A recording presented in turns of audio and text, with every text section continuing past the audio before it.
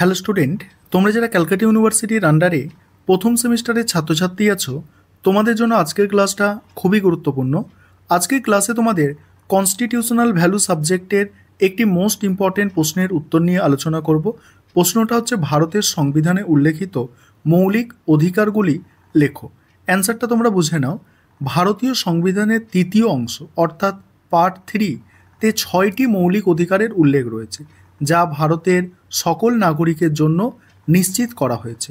এই অধিকারগুলি হলো গণতন্ত্রের ভিত্তি এবং ব্যক্তি মর্যাদা ও স্বাধীনতা রক্ষার জন্য অপরিহার্য। ভারতের মৌলিক অধিকারসমূহ, এখানে অধিকারগুলো দেখো। ভারতের সংবিধানে 12 থেকে 35 নম্বর অনুচ্ছেদে মৌলিক অধিকারগুলি সন্নিবেশিত হয়েছে। এগুলি হলো, 1 নম্বর হচ্ছে সাম্যের অধিকার। সাম্যের অধিকারের অনুচ্ছেদ হচ্ছে 14 থেকে 18। আর এই অধিকার অনুসারে আইনের চোখে সকল নাগরিক সমান, জাতি, ধর্ম, বর্ণ, লিঙ্গ, জন্মস্থান নির্বিশেষে কেউ বৈষম্যের শিকার হবে না। অনুচ্ছেদ 15 বৈষম্য নিষিদ্ধ করে। অনুচ্ছেদ 16 সরকারি চাকরিতে সমান সুযোগের কথা বলে।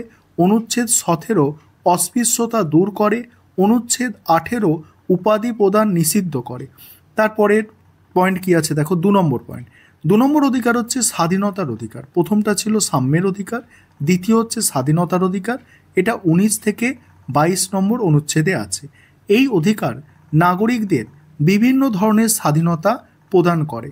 অনুচ্ছেদ 19-এ 6টি গুরুত্বপূর্ণ স্বাধীনতা রয়েছে।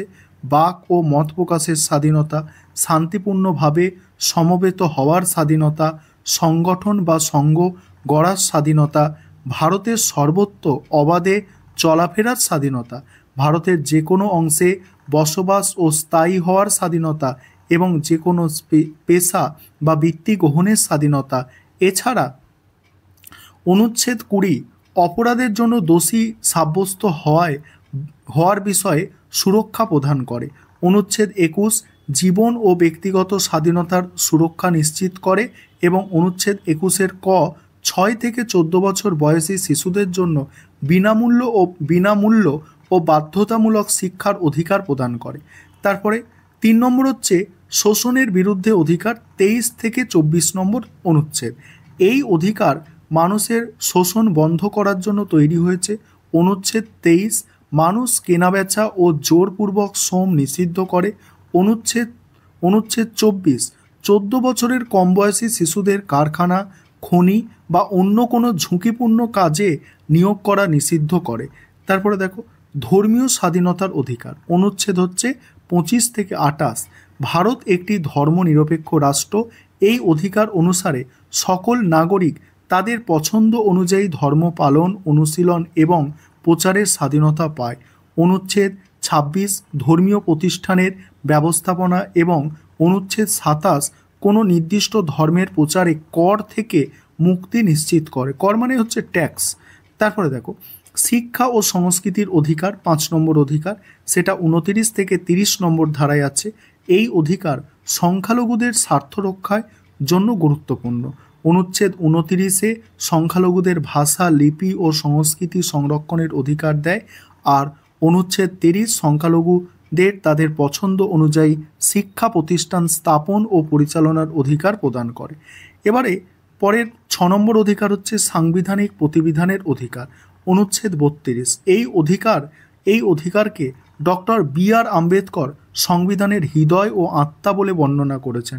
যখন কোনো নাগরিকের মৌলিক অধিকার লঙ্ঘিত হয় তখন এই অনুচ্ছেদ অনুযায়ী সরাসরি সুপ্রিম কোর্টের দ্বারস্থ হতে পারে। 32 নম্বর ধারা অনুযায়ী আদালত এই অধিকার নিশ্চিত করতে বন্দি প্রত্যক্ষীকরণ, পরম আদেশ, প্রতিষেধ, অধিকার পিচ্ছা, উৎপেষণ এর মতো লেখ জারি করতে পারে। এবার উপসংহার দেখো, সংবিধানে বর্ণিত মৌলিক অধিকারগুলি কেবল আইনি সুরক্ষা নয়, বরং ভারতের গণতান্ত্রিক ব্যবস্থাকে শক্তিশালী করার ভিত্তি।